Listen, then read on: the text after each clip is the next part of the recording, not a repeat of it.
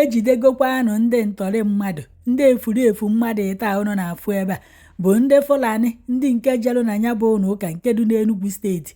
wee jee tọlụ katikisi na seminarian na ndị chọọchị memba bịara ụka wee tọrụfa wee nakpu ime ọfịa bịakwọnụ ka unu ka esi wee jidefa na ego anụnwa ụnụ na-afụ ebe a kịta anụnwa bụ ego akwụrụ ndị Fulani anụnwa ego akwụrụ ụmụ efuruefu a na-akọwa na-enwelu ndị ọrụ na-afụ maka ime ọfịa nke gọvanọ na-achịkwa n'Enugu steeti họpụtara ndị nke a na-akpọ ndị forest guard ndị na-agagharị n'ime ọfịa ma na-achụ ma ndị Fulani ma ndị ntọrị mmadụ na onye ọbụla nọ n'ime ọfịa na-eme nke ọ na-eme na ọrụ ndị ahụ bụ fafu n'ime ọfịa anwụchikọ ọfa ujideo n'ọkwọ ndị ahụ na ndị ọrụ uwe ojii bụ ife gbakọrọ aka wee jide efuruefu mmadụ ịtọ ndị Fulani ụnụ na-afụ ebe a wee bụrụ na ndị ọrụ nchekwaba anụnwa jidelufa na-akọwa na ndị efuruefu ndị Fulani anụnwa na fa akpọbazie na fonu na tinyefe ego tinyefa miliọnụ tinyefa biliọnụ na-enye ha kwa afanya fee wee hapụ seminarian na katikiti na ndị ọzọ faji wee kweta na ya enyefe ego wee jee weta ego ụnụ na-afụ ebe a wee tinye esi kaadị na anya atara aka ka wee malụ ebe fa nọkwanụ malụ na-eri ebe fa nọ ka wee jidefa wee gbọọ ndị Fulani wee gwafa na-ewetegorofe ego n'ọkwọ ntu anụnwa ka ụmụ nkakwụ ndị Fulani mmadụ ịta ụnụ na-afụ ebe a ti wee gwazifa na lokeshọn ebe a ya edebelefa anya bụ ego ka fa wee hapụkwanụ ndị nke fa jikwanụ wee buru ego wee jee debere ndị Fulani wee bịafa buru ego wee narie fa amụha na atara aka na kamera na ife niile ejuru n'elu ebe ahụ wee na-echefa ka fa bịa buru nya bụ ego ka amara ebe fa ya ebu ya wee si n'ọkwa ntu anụnwa ka esi wee sozie fa ma jidekwanụ fa na ọ dịkwa ka akwalụ mgbọ mgbe ejidere ndị Fulani anụnwa maka o nwere otu onye Fulani agbajiri ọkpa ka ọ nọ jere ịkwụ aja wiji ọkpa mana ọkpa ya dị ka ife agbajiri agbaji maka eji ife wee kechisi ya ọkpa ya ka ma egosi unu ebe a mana ọbara juru ya na ya maka ndị nwe ihu akwụkwọ anụnwa ọ dị ka ndị anụnwa a na-akpọji ebe a na-agbakwa ọkpa ya bụ ewere ife dịka prank ma ọ bụ achara edebeti ahụ na nke ọkpa werezie ebe ndị eji wee shoo ya ntu ahụ ka ọkpa onye nke ahụ do amam ife kpata na fa agbawughị ya agbawu unu a na-echozi ife a unu chọrọ ya n'ọkpa na ọkpa ya dụhụ ka unu hapụ ya ka unu a na-echo ya nya na ọka ọ ghara ịnwụ ka ọ gị na-enwe m ike ịghọta ndị nke ọzọ onweghị mmerụ ahụ mfụrụ n'ahụfa afụghọ m ebe ahụ jefe anya afụghọ m ebe pụrụ fa ntị afụghọ m ọbara n'ahụfa onwe ha akpụ mfụrụ n'ahụfa unu jos nnọọ si etu akpụrụfa wee nata ka akụbara ụnụ aka ka ọ gịnị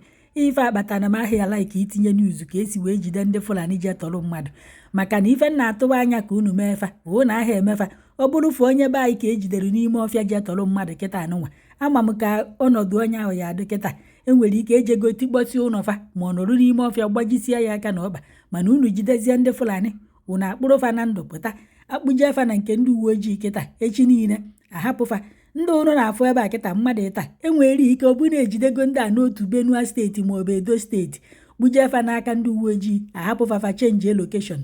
na-ahapụ fa otu mbọsị ndị a na-ahapụfa fa ya ejide unu ka mmanụ na fa ya ahapụ unu egbe ejidelufa n'aka ruru egbe 5 nya ndị ogologo egbe anọ ndị kukuma nya ka ejidelufa n'aka na mgbe egbe dozena ya ndị ejidelufa na-akọwa na enweghị onye Fulani agbawuru agbawu andị na-enwekwa na onye ndị ọrụ gọọmenti nya onye ndị ọrụ agha ndị Fulani gbawu na fa ji enya bụ ife n'udo na ọṅụ ma natakwanụ n'udo na enweghị onye nwụrụ anwụ na ya ka ya unu ka unu ga-efefakwu. Kidnappers of Sumerian in Alpha, the local government area of Enugu State, have been caught, and some were also neutralized.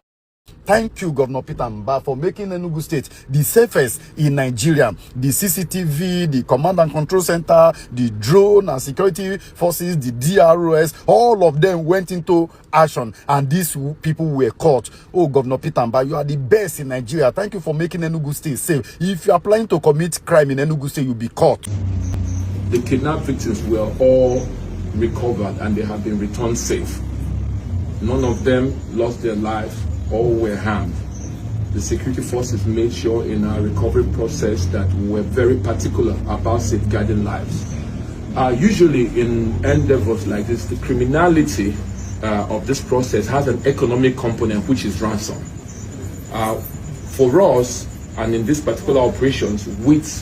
the gentlemen, our very fine collaborators in the DSS and the military, part of what was used was the ransom amount as bait,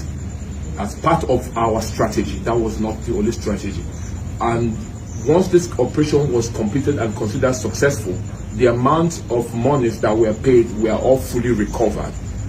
and that some of them are the things you see. The arms that were involved in this criminality, we have recovered all of them in the custody of the security agencies that handled this operation. So yes, ransoms were paid, but they have all been recovered completely. They were used strictly as strategy, and we have it, and nobody was killed. I reiterate again, nobody was killed. But I must point something out here, and that is the role that informants, local informants, play in this process. We have found out